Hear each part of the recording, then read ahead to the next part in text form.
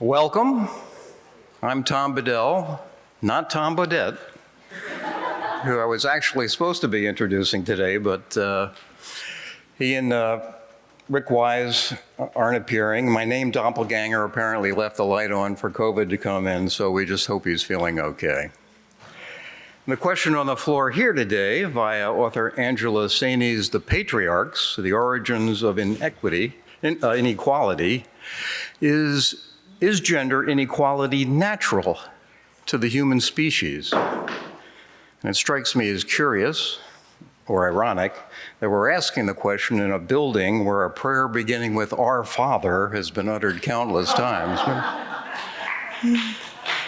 But as someone of the male persuasion, I'm going to leave the stage as quickly as possible here. But I would like to repeat that the Brattleboro Literary Festival is made possible by the generous support of our sponsors, Brattleboro Community Television, which is live streaming this event today, the Stepansky Family Trust, the Thompson Trust, the Vermont Arts Council, the Vermont Humanities Council, and the Wyndham Foundation. We're grateful to all our advertisers in our program, and we encourage you to sponsor them. The festival is run entirely by volunteers. It's all free, but it's costly. So it is your donations that allow us to present it every year. We encourage you to contribute. You could use the QR code on these handy cards that have been around, or stuff something in those donation boxes you've been seeing at the various venues. And if you haven't already, please turn off the ringers on your phone, but feel free to take photos, put them all over social media. Carrie Baker is going to act as moderator for this session. She's a contributing editor at Ms. Magazine. She has a monthly column in the Daily Hampshire Gazette. Just told me she's recently gone into radio.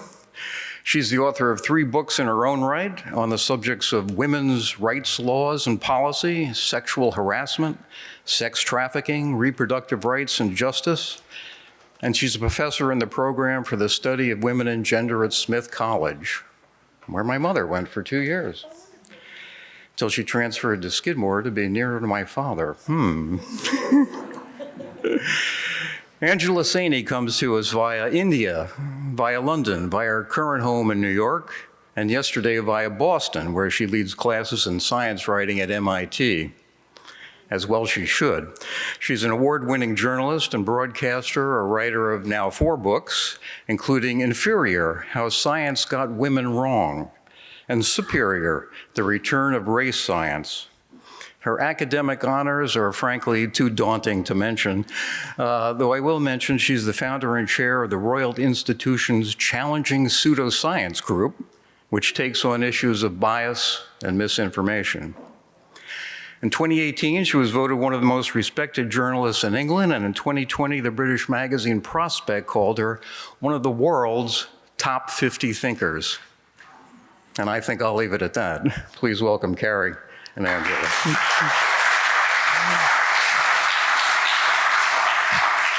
So I just want to start by thanking the Brattleboro Literary Festival for having us, and I'm so thrilled to be here on the stage with you, Angela. Yeah, so I want to thank you for writing this book, explaining the history of patriarchy, shining a light on the permutations and mechanisms of male dominance. And I want to start with a little bit of level setting. Can you define patriarchy?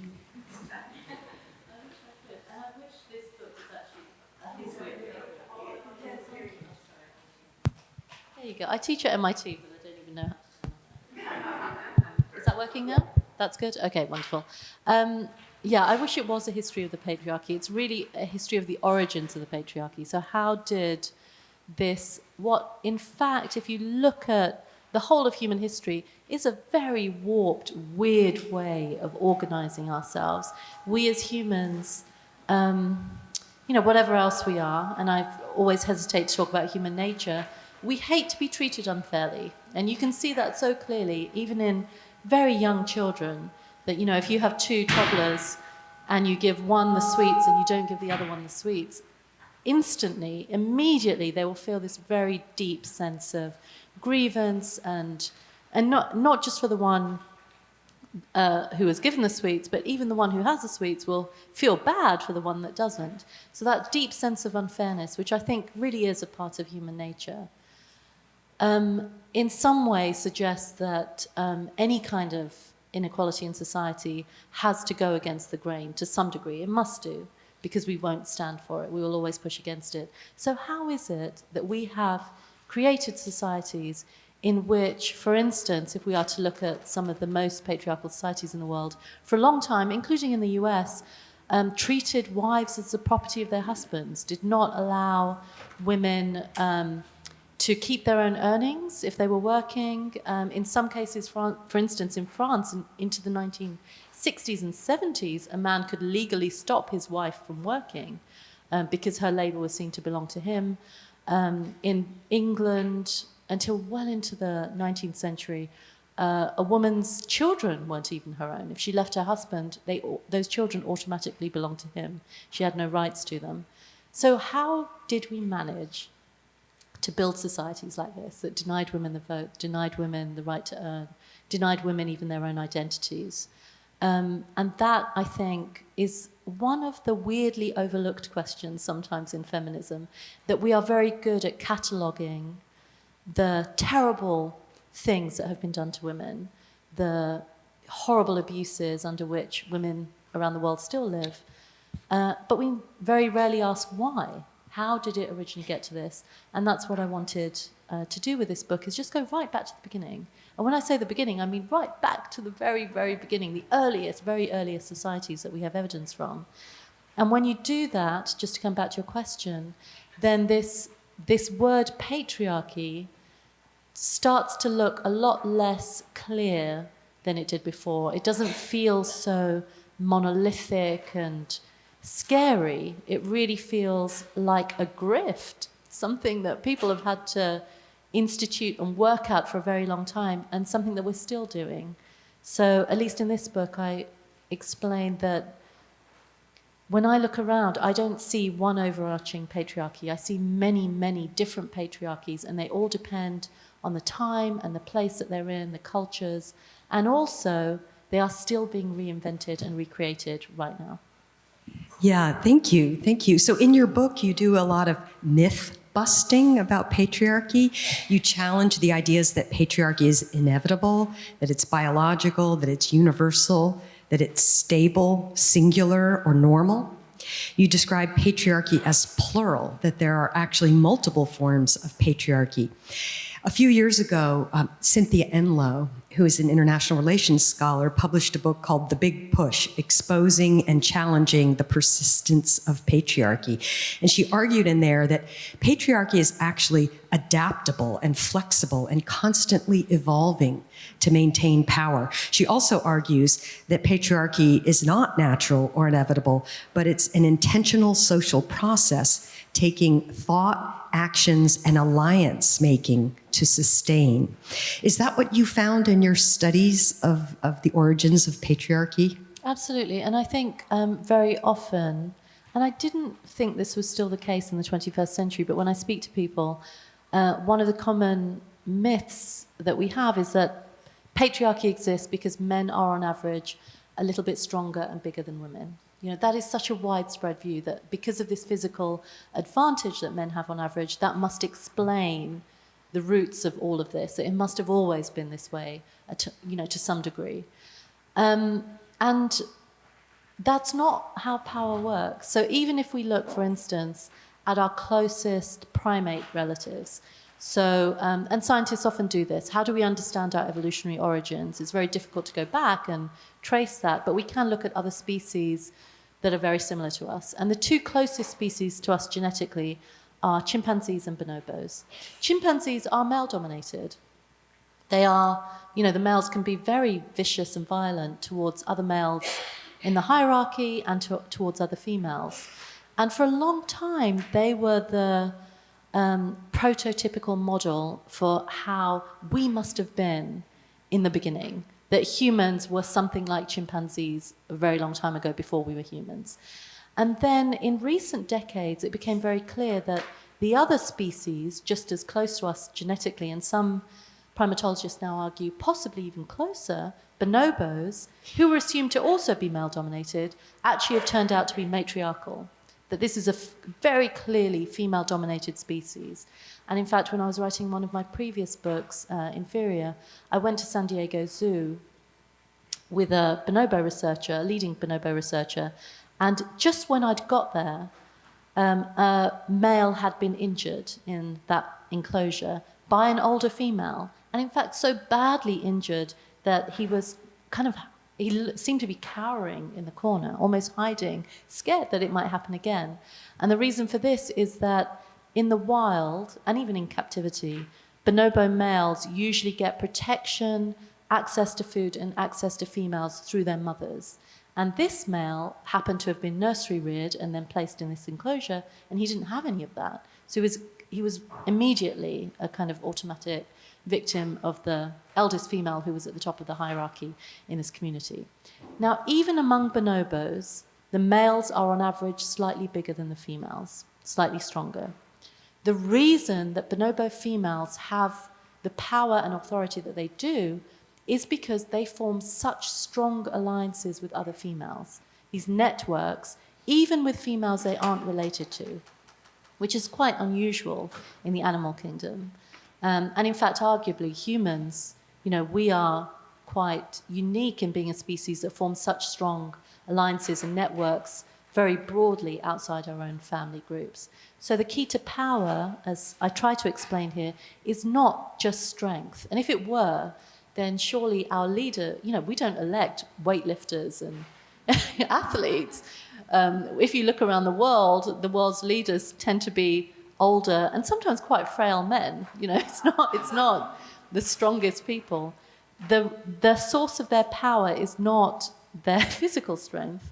It is their power in building alliances and networks. It's people. It is people that give us power. It is how much support we as individuals can draw on that gives us power. That's the root of all power. So just coming back to your question then, it is one of the myths I try and bust is this idea that it's just all about biology. So Harvard Law School professor Diane Rosenfeld has a new book out called The Bonobo Sisterhood, and she's arguing that human females need to get a memo from the bonobos as far as standing up for each other, and particularly around male violence. And it's an entire book about that as a strategy to combat patriarchal male violence, which I think is so interesting. So I want to shift. In your book, you just talked about matriarchy, and in your book, you actually contrast patriarchy and matrilineality. And I wanted to know, what is matrilineality, and how does it differ from matriarchy and patriarchy? Well, we will often try and frame this in binary ways, that if we didn't have patriarchy, then would the other possible way we could live in is matriarchal. And if we were just talking about the Barbie movie right now, that's really the dichotomy that you have in the Barbie movie, that you have Barbie land, which is clearly matriarchal, or you have the real world, which is clearly patriarchal. And it doesn't occur to us that why would it necessarily have to be either of those things? We can live in so many different ways. And real-life matrilineal societies are a good example of that. So there's only one illustration in the book. I'll just very quickly hold it up so you can... I know we're at a distance, so it's difficult for you to see it, but it is a map of existing matrilineal societies in the world. And they're all over the world. They're all over the world. We have at least 160 that anthropologists have documented. So these are existing ones. There would have been even more in the past, and they're everywhere, all over the Americas, an entire what's called a matrilineal belt across Africa and right throughout Asia. No existing ones in Europe anymore. But what we see is every single one of them is different. And that is exactly what we should expect, that if you have societies that are spread out all over the world, why should they be similar to each other? There are millions of different ways that we can organize ourselves. And in each of these matrilineal societies, you see that diversity. There are some in which there are goddesses that are worshipped. There are some in which marriage, as we understand it, doesn't really exist. There are many in which, so matrilineal essentially means that property and name is passed from mother to daughter rather than from father to son. So there are many in which the eldest female is the main authority in the household. There is just, this huge degree of social variation that exists. Now, anthropologists, Western anthropologists, have often framed this as the matrilineal puzzle. How is it that these societies exist? Why have they not disappeared yet? But I think the bigger question we should be asking is not why they exist. It stands to reason that we should have social diversity. What is weird is why patriarchy has become so common and so homogeneous in very different parts of the world, that it can look so similar, on different continents. And for that, of course, you have to trace this long history. So is matrilineal cultures, do they have violence? Do they have domination of males like patriarchal cultures have of females? I don't want to fall into this essentialist trap of suggesting that women aren't capable of violence. They are also capable of violence, of course. And you see that whole range of behavior there. But generally in these matrilineal societies, the reason that they aren't often described as matriarchal is because power and authority is shared between women and men. So, for example, there may be, the eldest female will be one of the authorities in the household, but also her brother will also have a lot of power in that household. So there is to some degree a balance. And if there is power being exercised, it's often through seniority. So it's often through age that power is decided rather than through gender. You argue that the rise, and correct me if I'm wrong, but the rise of patriarchal societies coincided with the rise of nation states. And you connect patriarchy to colonialism and imperialism. Is that right? And if so, can you explain those connections? Yeah, so at this point, some of you may be wondering, if it's not to do with biology, then how did patriarchy first come about? So one of the theories was that it was agriculture. So this is a very widespread thing that you will read in the literature, including feminist literature, that once you get agriculture, then you have property, and men, because they want to control property, then become very keen to make sure that their children are their own children, not somebody else's, so that's when they start to control female sexuality. And while that feels compelling, it doesn't tally up with the historical evidence that we have, for the large reason because we have agriculture for a really long time, thousands of years, before we see any signs of gender depression. And also we see women playing a very big part in agriculture, and they still do. Small-scale farms all over the world are still at least 50% of them managed by women. So it's, on lots of different levels, that theory doesn't hold up. So where can we see that big change? Now, one of the first places I visited when I was writing The Patriarchs was Çatalhöyük. Like I said, if we want to understand the origins, we have to go right back to the beginning. And the earliest we can possibly go back, the first place that we have any data from, is a settlement that was occupied around 7,400 BCE in southern Anatolia. So this is in modern-day Turkey, near the border with Syria, where the recent earthquakes happened. You might remember there were those earthquakes in Turkey. Now, this site, like I said, more than 9,000 years old, predates writing.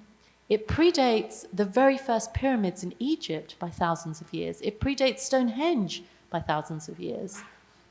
And it's very complex. And this is what makes it a fascinating place to study, because it isn't just a hunter-gatherer site. This is a settlement in which thousands of people lived. We see these box-like homes without doors or windows, kind of openings in the ceiling and a ladder. So everybody would go out of their house and through the ladder in their ceiling and then conduct their business on the top of their houses. And new generations would build their houses on top of old generations. So when I went to this site, it was like looking at a honeycomb, like a big hive. That here are all these boxes jammed up against each other. These beautiful, vivid red frescoes of hunting scenes and vultures picking apart dead bodies on the wall, bull horns embedded in the walls, very elaborate burial practices, so many figurines that were buried here, a really complex society.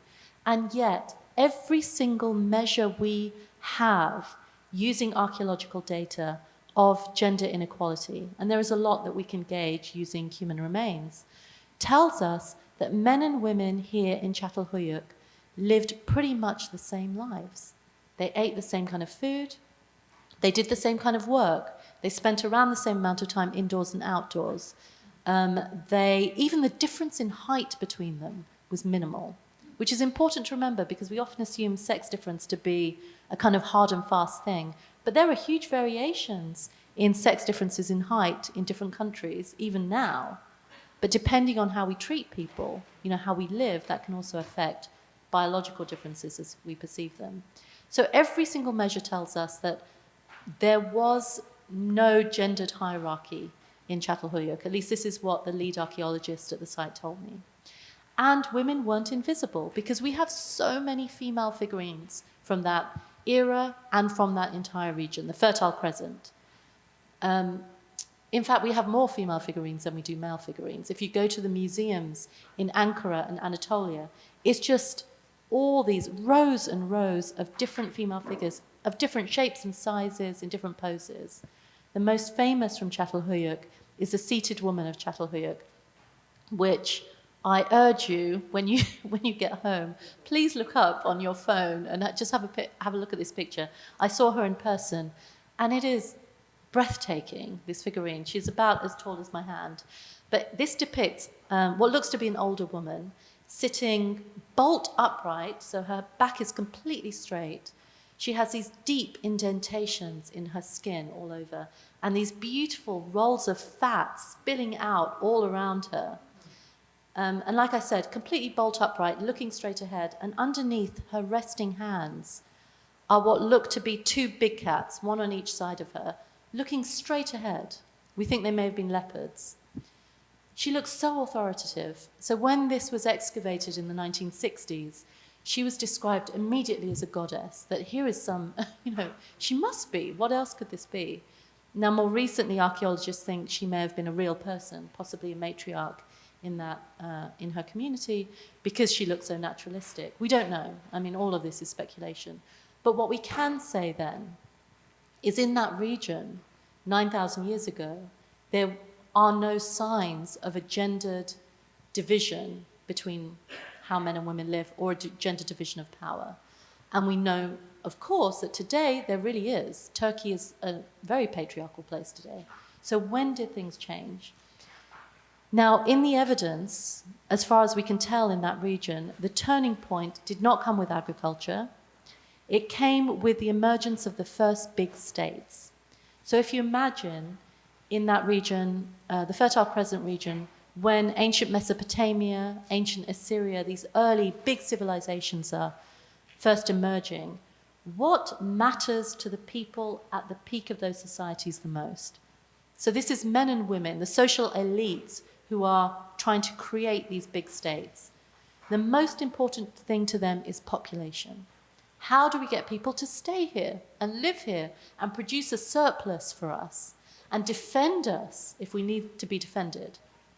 Which they did, because states didn't exist in the way they exist now. They had to be created and fought for and defended and built up. They didn't have automatic wealth. That had to be created over time. And because of that concern over population, and this is something that the anthropologist James Scott has written about, you look at cuneiform tablets from that time, they're lists and lists and lists of resources and people. They are so concerned with how much do we have of everything. What happens is that translates over time into a pressure on families to have as many children as possible and to be loyal to the state. That stands to reason. And that in turn creates a pressure on young women to have as many children as possible, and young men, if they aren't having those children, to be available to fight and die for the state if necessary. So you can see quite clearly, between 5,000 and 7,000 years ago, these twin gendered concerns emerging with the rise of those early states. this idea of femininity being tied to motherhood and masculinity being tied to fighting and defense and being stoic, for the state. Whether you are suited to it or not, we know that not every woman wants to have kids or is able to have kids or is a good mother, but the patriarchal state doesn't care.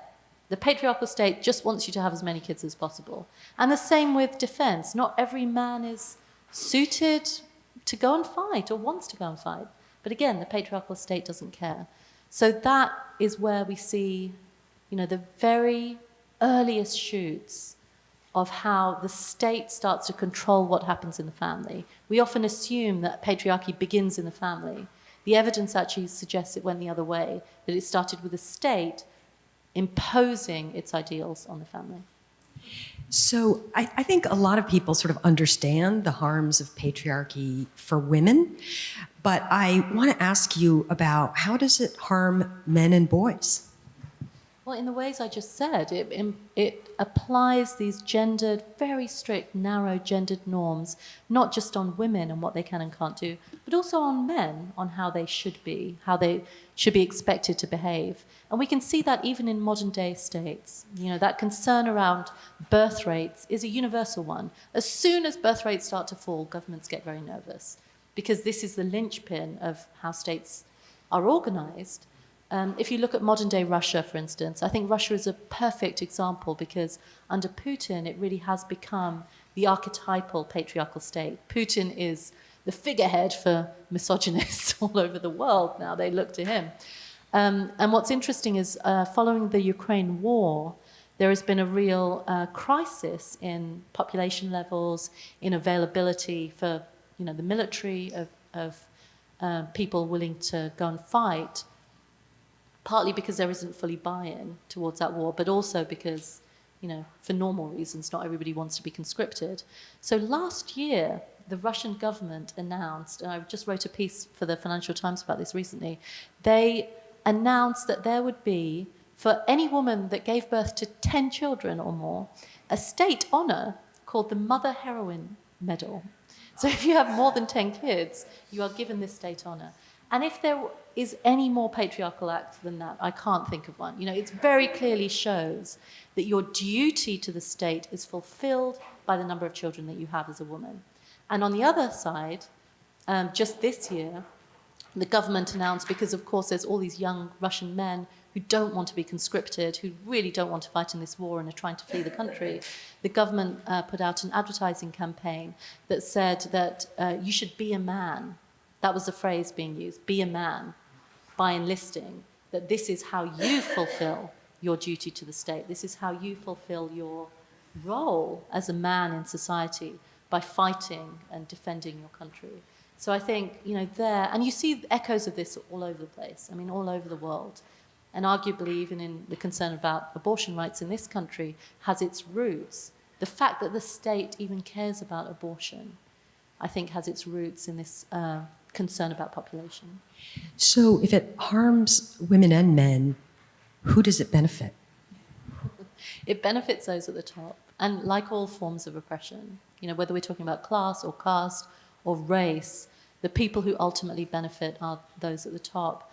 But of course, the insidious ways in which oppression works is to make us all feel invested in it somehow. That our loyalties, and this is what is so kind of powerful about patriarchy. This is one of the reasons it persists. There was a wonderful book written a few years ago, Why Patriarchy Persists, by I think it was Naomi Snyder and one other author, that looked at the psychological effects of patriarchal power, what it does to you.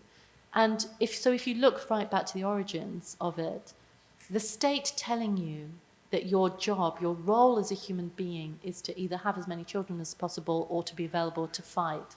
What does that do to a family?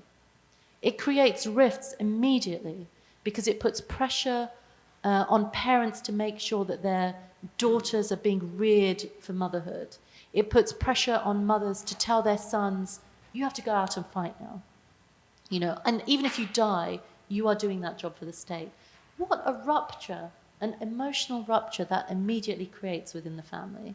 It creates tensions between partners, between husbands and wives. It undermines the possibility to live outside gender norms.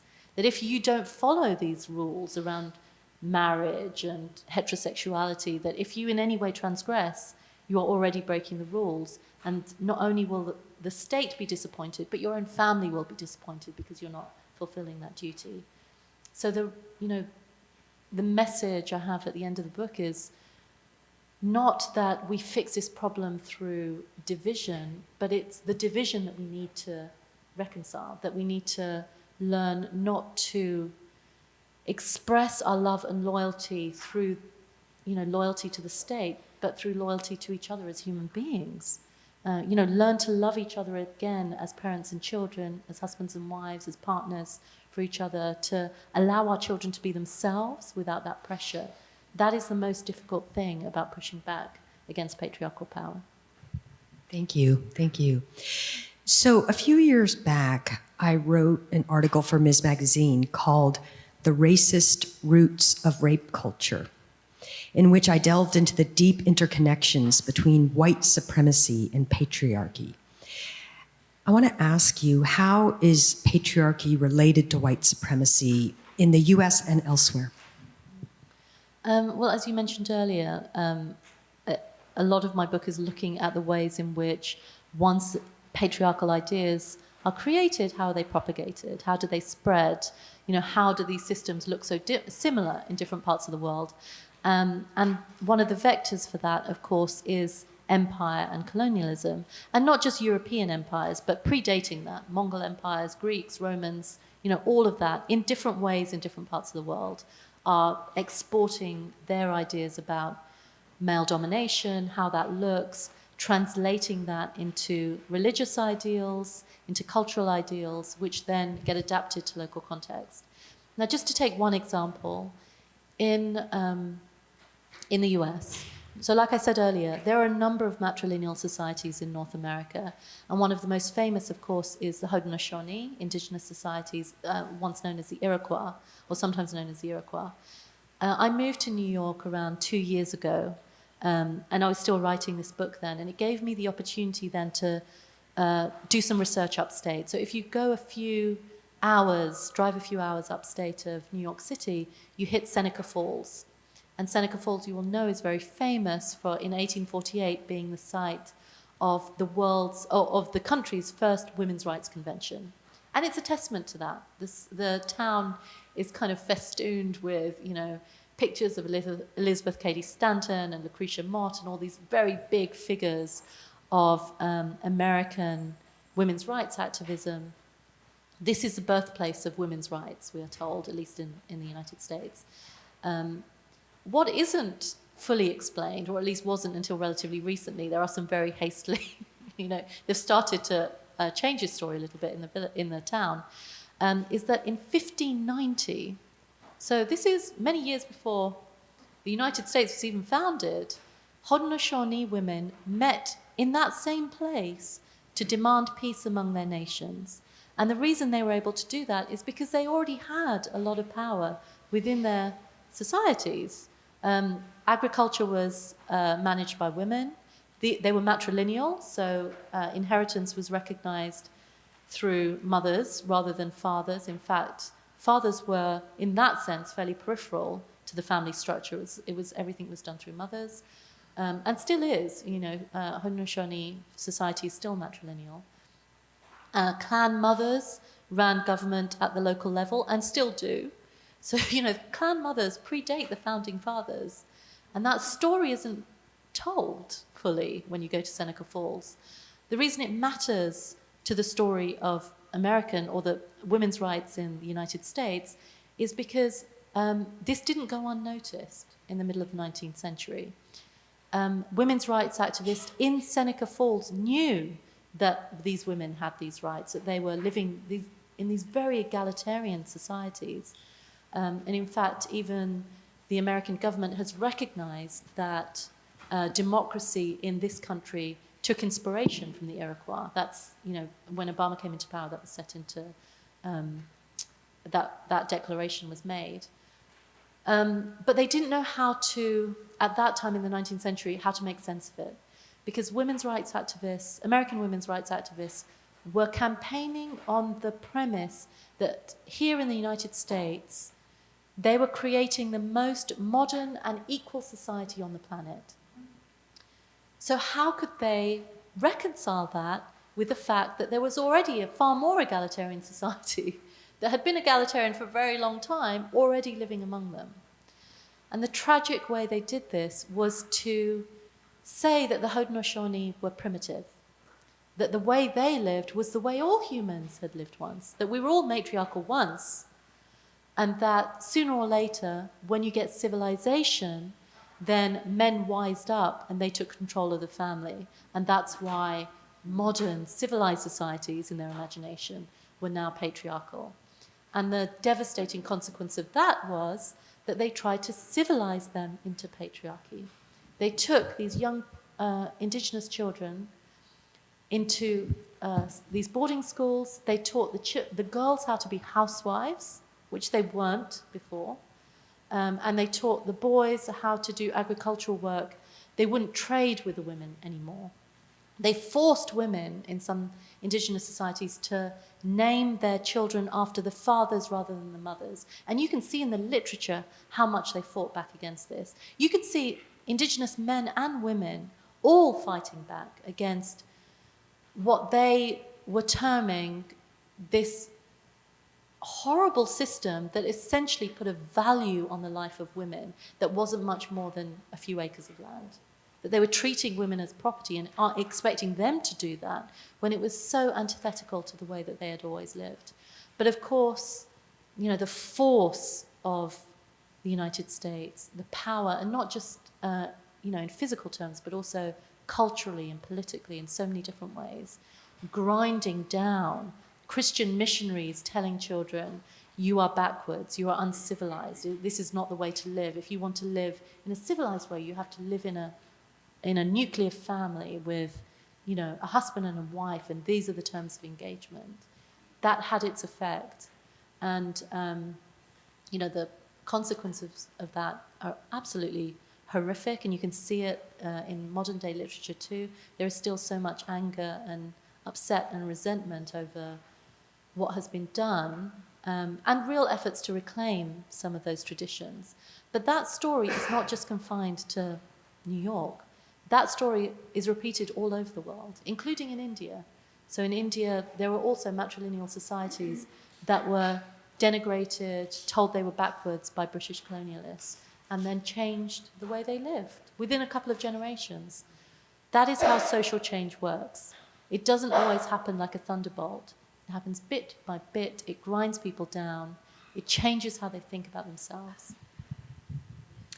Yeah, I teach a gender law and policy class at Smith, and one of the myths I try to bust early on is this progression narrative, that in the old days, women didn't have rights, and it's been progressively better. And this is easier now, post-Dobbs, the overturn of Roe. But all the way back to the beginning, I begin with the Iroquois, and I contrast the legal status of Iroquois to the colonial white women and explain how the Iroquois were an inspiration to the first feminists to organize. And they had a living example right next door of women who had more rights. And that gave them a sense of, yeah, this isn't inevitable. It's not ordained by God. It's not natural. And I think very much inspired them. Patriarchal societies such as the United States and patriarchal institutions such as the Catholic Church maintain high rates of sexual assault. I want to ask, why do patriarchal systems tolerate and sometimes even encourage sexual assault? Kind of like, and why is like religions, patriarchal religions, so obsessed with sex? Well, we have to remember, if we go all the way back, so I'm often asked this religion question because I think a lot of people imagine that patriarchy began with religion, partly because sometimes when you read religious texts, they seem to, you know, in some passages mandate misogyny. You know, there are some really terrible things in the Bible and in other religious texts. But that's not how it was at the beginning, of course. So let's just take Christianity as an example. Here we have, in Roman times, in antiquity, Christianity didn't look the way it did now. At that time, it was one religious cult among many. And it preached something that people genuinely hadn't heard before. In a society that was slave-owning, in which there was a high proportion of slaves, there was a distinction between being free and being a slave, in which there were very strict social hierarchies, in which there were very strict ideas about gender and, what was appropriate. Very patriarchal. And patriarchal. And here was a faith that was telling people, or a religious cult that was telling people, we are all equal. That is why people flocked to it, because they really felt that this was something fresh. This is why women went to it. This is why people of lower socioeconomic groups went to it, because they felt they were getting something that they weren't hearing in other walks of life. But what you get over time, of course, and this, in some ways this is inevitable, that the establishment of religion, so the power around it, the power networks around it, become invested in the same aims as the state that it's in. So, just like religious leaders need the state for legitimacy and to have license to operate, the state also needs religion to give it power and force in ways that it wouldn't have otherwise. There's nothing quite as powerful as religious belief. It trumps everything else. If you believe in something, it's very difficult for anyone to argue with you about it. So they both gain legitimacy from each other. And so what you see over time is that the establishments of religion, their interests become intertwined with those fundamental patriarchal aims of the state. This is why today, for example, the Catholic Church is so obsessed with sex and family. There are so many other things that it could be interested in terms of inequality or, how we live. Why is the Pope so obsessed with family and how much sex we're having and who we're having sex with? Just recently I was reading that the Pope was complaining that in Italy people were keeping dogs instead of having kids. And he said, have fewer dogs and have more children. Why does he care? And of course the reason he cares is because the patriarchal state has always cared about population, about reproduction. Are you having enough children? Are those children loyal to the state? So, that is one of the ways, I think, in which if religion looks so patriarchal now, it is because it has needed to do that in order to maintain its legitimacy over time. Thank you. Thank you. So you argue that an important way that patriarchies achieve and maintain power is by controlling women's reproductive capacities.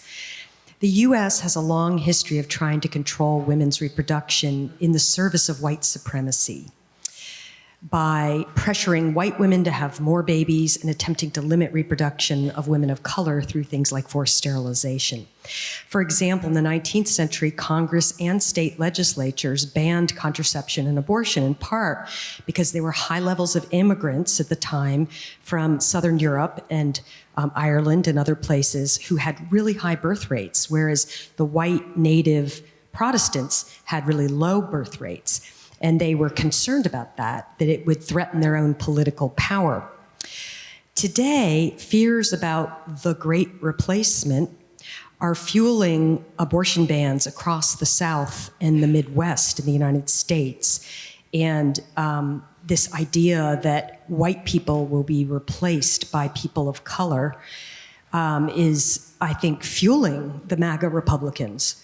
And my question to you is, did you see a connection in your research between patriarchal reproductive coercion and racial supremacy movements in the US or elsewhere in the world? Yeah, you see echoes of this everywhere. So my previous book was on race science, looking at the ways in which, what you're essentially describing is eugenic ideas about who should be able to have children and who shouldn't. How do we control reproduction in a way that improves, so-called improves, the fitness of the population. And that is a very long-standing idea that was enthusiastically taken up in the United States. So like I said, I teach in New England, but across New England, there were huge efforts. There were sterilizations that were performed on many women, disproportionately women of color and immigrant women.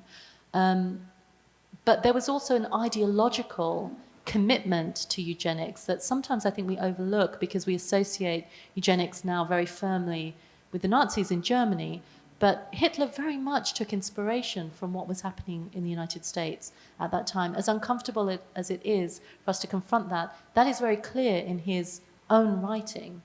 That, you know, there were figures like Madison Grant who were huge, enthusiastic supporters and funders of eugenic programs. The Eugenic Society was incredibly powerful and influential among American policymakers, all predicated on this idea that there were fundamental types of people.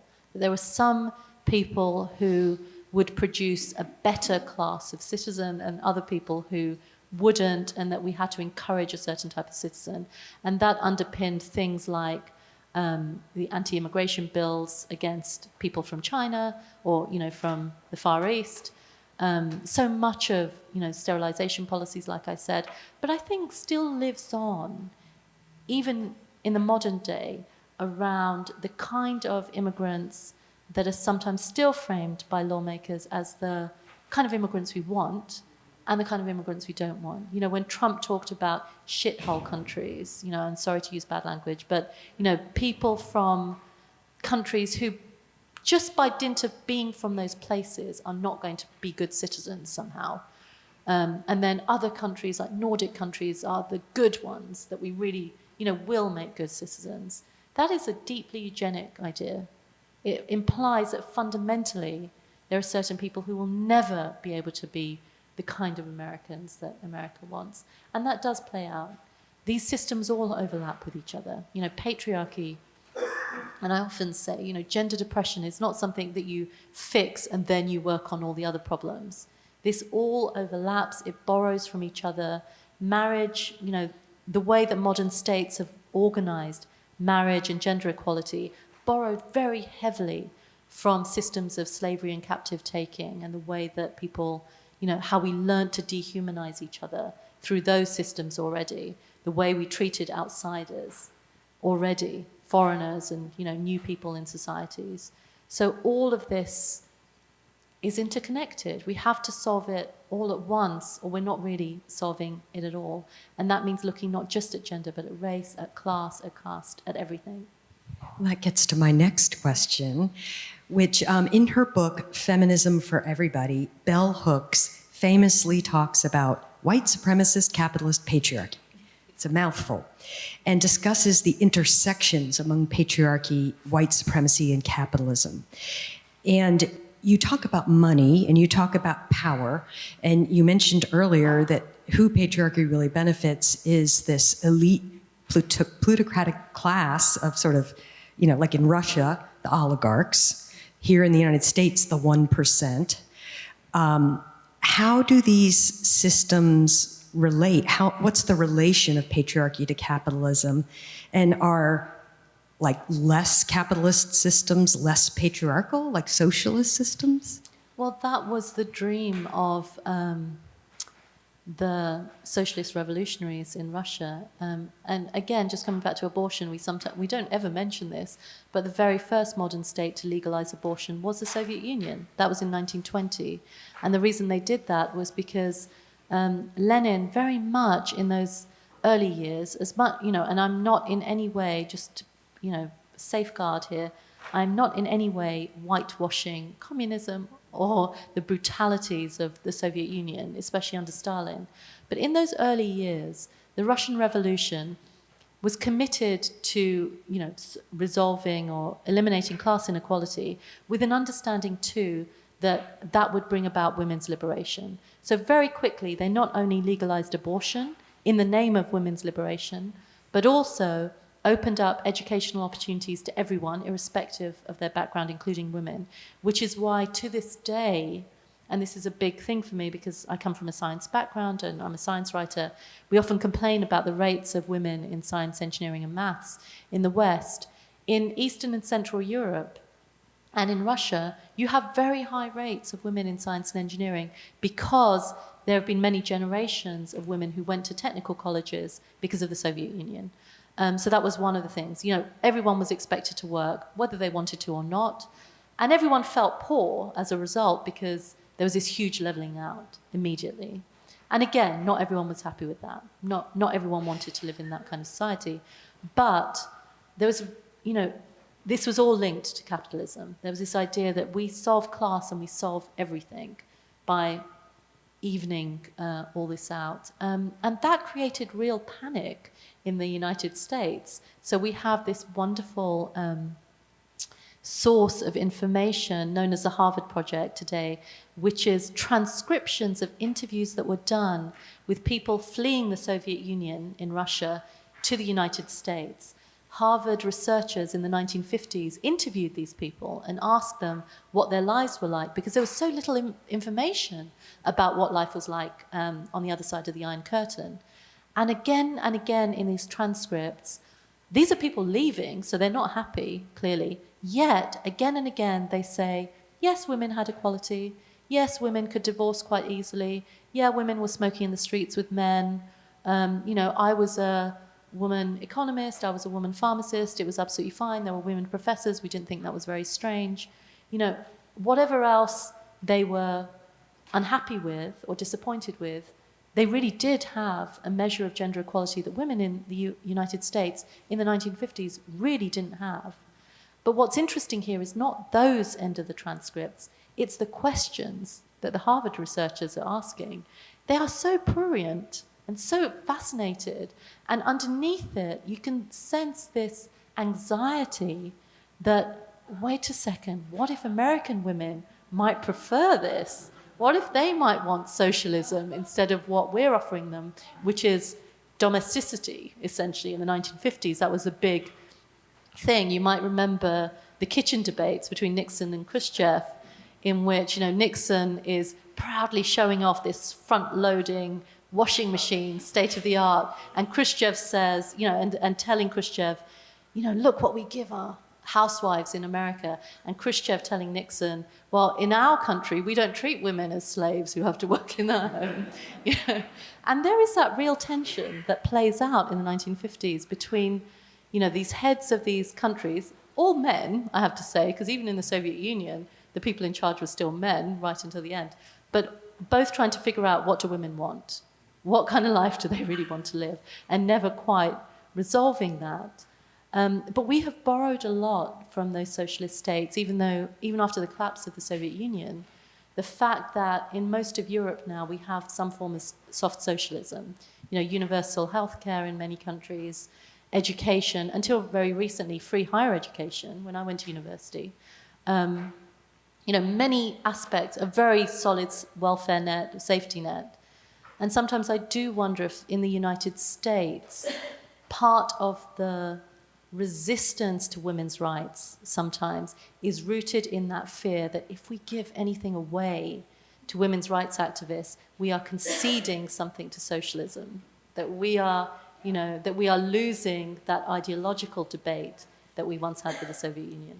Well, Nixon vetoed the child care bill in 1970 because he said it was socialist.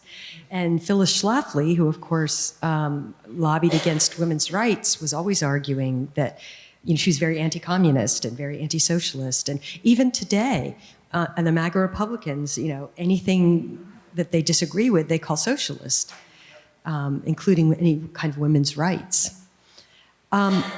So I be thinking of your questions, because I'm going to ask two more quick questions, and then I want to take questions from the audience. I think the US is a patriarchy, and I think we can just look at the numbers. If we look at the percentage of men in Congress, it's like 70%. Percentage of men in state legislatures, mostly it's like 70%. The number of CEOs of the Fortune 500 who are named John is more than the number of female CEOs in the Fortune 500.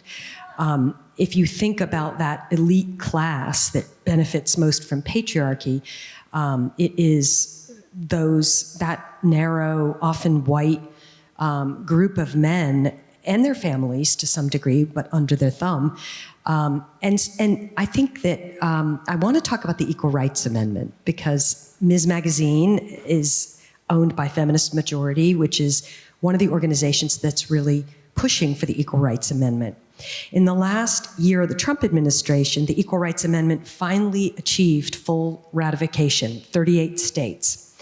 But Donald Trump, Bill Barr, Mitch McConnell, the patriarchs, blocked recognition of the ERA, would not let it be recognized as the 28th Amendment of the Constitution.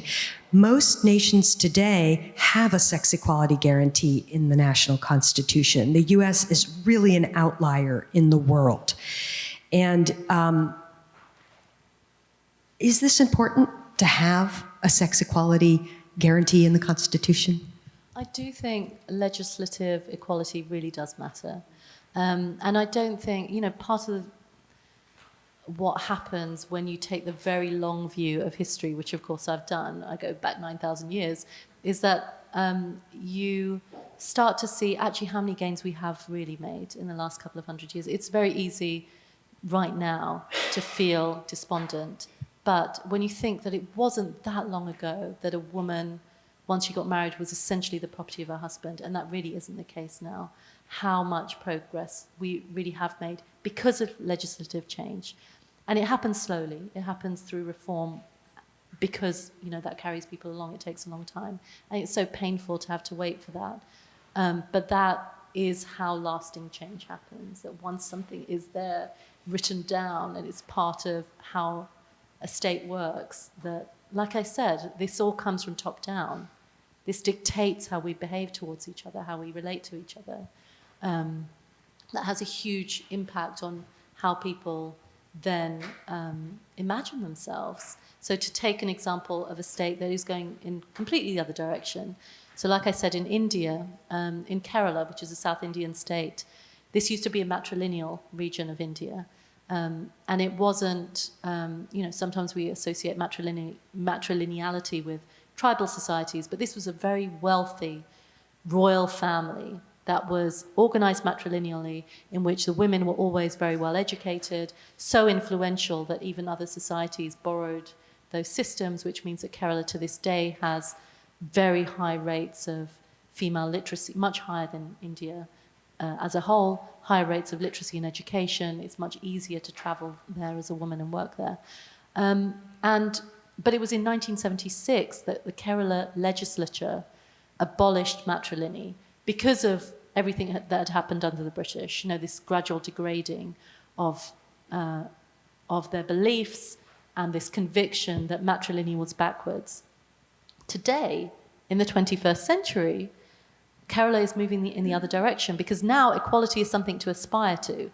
Now the belief is the other way, that to be modern, you need to be gender equal. So in some schools in that state recently introduced gender-neutral uniforms for boys and girls. So essentially culottes, short culottes and tops for boys and girls. And everyone was quite happy and accepting of this. There were no concerns about it. Personally, that makes perfect sense. There's not many gender differences between kids until they hit puberty anyway, so who really cares? But what's interesting is the way that the Kerala state framed this. They framed this as a return to their traditions, that we are going back to who we really are.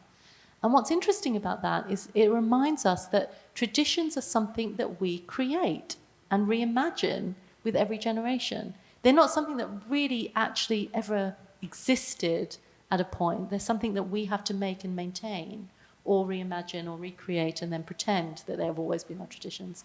And we can do that in the United States. Often the way that regressive, moves towards patriarchy are framed, for example, in Afghanistan or what's happened recently in Iran, but also around abortion rights in this country, is that this is a return to something, a return to patriarchy. Yeah, MAGA's that. Yeah, make America great again.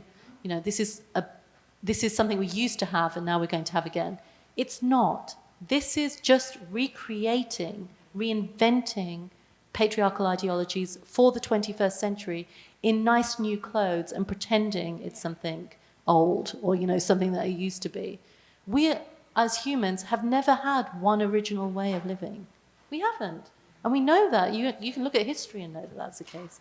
So don't ever buy this idea that there is one natural way to be, or that the Constitution is somehow sacrosanct and can't be tinkered with or amended. Because if there is one thing we've always done as humans, it's change how we live.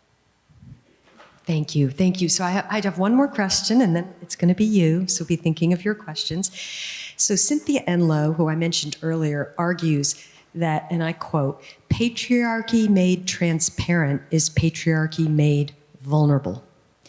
Your book exposes patriarchies, which I think is a first step. But having done all this research and written this book and traveled all around the world talking about it, what can we do to end patriarchies? Oh God, I wish I'm probably underqualified to answer that question. I mean, for me, it starts with interrogating our own lives, our own family situations. I was very lucky to have grown up in a very egalitarian family. My parents split everything down the middle. There was no sense of men's work or women's work in our household. And it's still that way. You know, after my parents retired, my mum took up another career in social work, and my dad does everything at home. And it's really not, nobody thinks that's remarkable at home. It's just normal. It was a big shock to me to grow up and realize that other families didn't live like that. It was a real shock to go to other people's homes and see the dad sitting there reading his newspaper while the mum was in the kitchen cooking. I just thought, that is so weird. I've never seen my dad so much as ask my mum for a cup of tea. He wouldn't ever do that, you know, he'd just go and make it himself. So, you know, a lot of this is about how we ourselves organize our own family lives. And I've done the same, you know, we've done the same in my household. My husband's sitting at the back there. But we have organized our family in such a way that we have an equitable division of childcare and labour. If anything, I have to give Michael credit here, he does probably more of the childcare than I do. You know, we have organised things in that kind of way. That is within all our power to do that, to renegotiate those terms within our own families. And people have always done that. You know, you have, I've seen for myself, Assyrian cuneiform tablets in which a husband and wife are agreeing for equal rights to divorce. You know, in ancient Mesopotamia, you know, if they could do it then, we can definitely do that now. So I think it begins there, but it's also, you know, these are also structural issues. And again, I'm not qualified, I think, to talk about those bigger structures. Interestingly, Cynthia Enloe agrees with you. She talks about how we need to observe what's around us and how we interact. And she definitely thinks structurally as well. I think it needs to happen at both levels, but I think that's interesting that you said that. So I'm going to hop down now and would love to take a few questions from the audience. I can keep asking questions. I've held out on my Barbie question, so watch out. If you don't have a question, I'm going to ask the Barbie question. You ask. My Barbie question? So what did you think about... Oh, okay. I'll save my Barbie question. But I want a question from a woman, please. Oh, okay. I noticed that you didn't discuss at all what's going on in the Mideast right now, and in Palestine and Israel. You know, I think it can be argued pretty convincingly that both Islam and Judaism are both highly patriarchal systems in varying degrees. And the whole history of the Mideast, in many ways, has been a history of these two religions circling each other, murdering each other, creating genocides around each other. And right now, probably as we're speaking, another genocide or two genocides will be happening, because that's basically what's going to happen, I think. And the whole role that the United States is playing in this, and has really played in the Mideast, certainly since the beginning of Israel in 1948. And before that, I mean, it's very... Can you ask your question? That is the question. That is the question. I mean, how does one deal with a situation that is so deep and so historically long? Yeah, and I think it's by looking at these things historically. So the final chapter in the Patriarchs, which we didn't get to, looks at the 1979 revolution in Iran. And Iran is important to what's happening in Israel and Palestine right now, quite crucially important. We forget that that revolution involved everybody. It wasn't just led by the conservative clerics. It was, everyone was out on the street. Socialists, women, girls left their homes and lived in communes with people. They were all out on the streets en masse. And all to overthrow what they saw as a patriarch of their society, the Shah of Iran, who was seen as betraying the country by framing modernization as having a closer relationship with the West, that it is important for us to, be as close to the West as possible.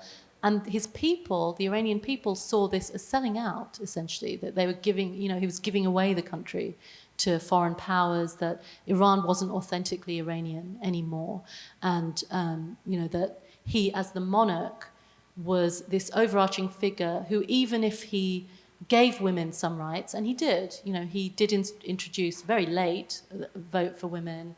He introduced women into government in very small numbers in the 1970s, but it was always at his mercy. It was never, a democratic thing. So they all came out. The problem was that the Shah quashed all forms of opposition to him when he was in power, which meant that the only possible people available to fill the void after he was gone were the religious clerics. He couldn't get rid of the religious clerics. He could get rid of everybody else. And that meant very quickly one patriarch was just replaced with another, that Khomeini came in and he replaced the Shah. And it was even worse than it was before, that the conservative regime introduced all these new rules and created their own new patriarchy for the 20th century. Why this matters to this bigger story is because when we talk about, the age of these things, how long they've been going on, there is negotiation and struggle even within those stories forever, even within Islam. Like I said, the early days of Christianity were very utopian and egalitarian. And the same with Islam. In its early days, Islam was seen as a hugely egalitarian force. This is, again, why people flock to it. And there was a lot of difference in how religious ideals were interpreted within Islam. That, Muslim women often looked to the Prophet's daughter as a kind of symbol of how to be a good Muslim woman. But there were other Muslim women in his orbit who they could also look to. And in fact, it was the Moroccan sociologist, Fatima Mernissi, who, while she was alive, she became a theologian while she was fighting for women's rights in order to reinterpret her religion in such a way to make it compatible with women's rights. So I don't think, just because we see religion as a kind of impasse right now, it doesn't necessarily have to be that impasse forever. I'm saying that as someone who's not religious. I'm not religious at all. And, my hope would always be to live in a secular society in which there is a separation of religion and the state. But that's not the world we live in. In the world we live in, religion really matters to people. It defines a lot of how we see the world and what we're willing to tolerate in terms of social change, including in this country. If you look at anti-abortion protests, there are a lot of young women there, calling themselves the post-Roe generation, who see this as a moral crusade. And we have to understand their point of view as well. We can't just assume that they're brainwashed and they just don't know what they're doing. They have their own moral framework around this. And if we are to see change within religion, there have always been feminist movements within religious communities. In this, women rewrote the Bible in this country. They wrote the Women's Bible in the 19th century because they could see that they were never going to be able to make the case for women's equality in the United States, in such a religious country, unless they were to do that. So my hope, what I would plead is for feminists in the West, if you want to show solidarity for women under patriarchal regimes, look for the feminists who are already doing that within those patriarchal regimes. The women who have the theological knowledge, who understand how to change the terms of how those states work in such a way that doesn't have to erase everything completely, but can create change in a way that carries everybody along, that they don't feel left out by it, that they feel that it's compatible with their faith. It is possible to do that. Like I said, it's not ideal, and I wouldn't, in my dream state, I wouldn't organize it this way. But if we're to be practical, then I think we have to look to those Islamic feminists, Jewish feminists, who are already doing that really hard work. Okay, one more question. I don't think I need that. I'm pretty low. All right. Thank you. Very informative. So this is comes out of a curiosity of through my own life. So I graduated from Smith College, and I graduated in the late 70s, 80s, but I was an Ada Comstock, and I'm a very old, young Ada. And going there during this time period was when a lot of gal schools were going dual with bringing men in. But there was the big decision at Smith to stay with just women because it thought it would give them strength and a voice with the whole patriarchal thing. So 43 years later, I'm wondering, has that been studied amongst Smith women or other all-girls schools? Is there a difference in how they see themselves without having male, other students? It would, of course, not teachers, but. I guess this is a question for me, although you could speak to single-sex education, but I will say young women come to Smith because it's all women, or it's a historically women's college. And it's hugely important today, still. We have the only engineering program at a women's college in the country, and women are still way underrepresented in engineering programs. It can be a very hostile environment in a co-ed context, and we graduate tons of these young women that are, incredible. There's not a conversation about going co-ed. We don't need to go co-ed. There's a need for what we do still today, and we've got gobs of students applying. We have more than enough students to apply. And so that's not a question we're encountering. I think that schools that are maybe more economically marginal or have less students wanting to come to them might be thinking about that, although it's really a niche that's very popular right now among young women. So I don't think that's really the questions we're asking right now. Yeah. So I know we're just about out of time, but I want to thank Angela so much for coming today and for speaking about this important topic. And I want to gift her with a book of my own, which is Ms. Magazine Just Turned 50. Yeah. And we just published this book, 50 Years of Ms., the best of the pathfinding magazine that ignited a revolution. And New York Times described this as an illustrated guide to toppling the patriarchy. So I thought, what a great gift for this wonderful speaker today. Thank you for being here.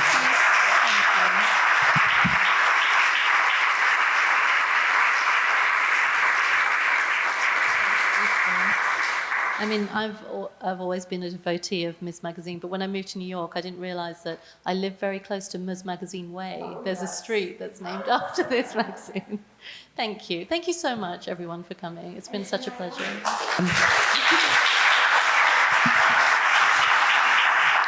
I'd like to say, Ms. Magazine still publishes. They have a website that's publishing daily, but also 4 times a year we have a print magazine. And if anybody would like a free subscription, there's a QR code on these bookmarks. Thank you.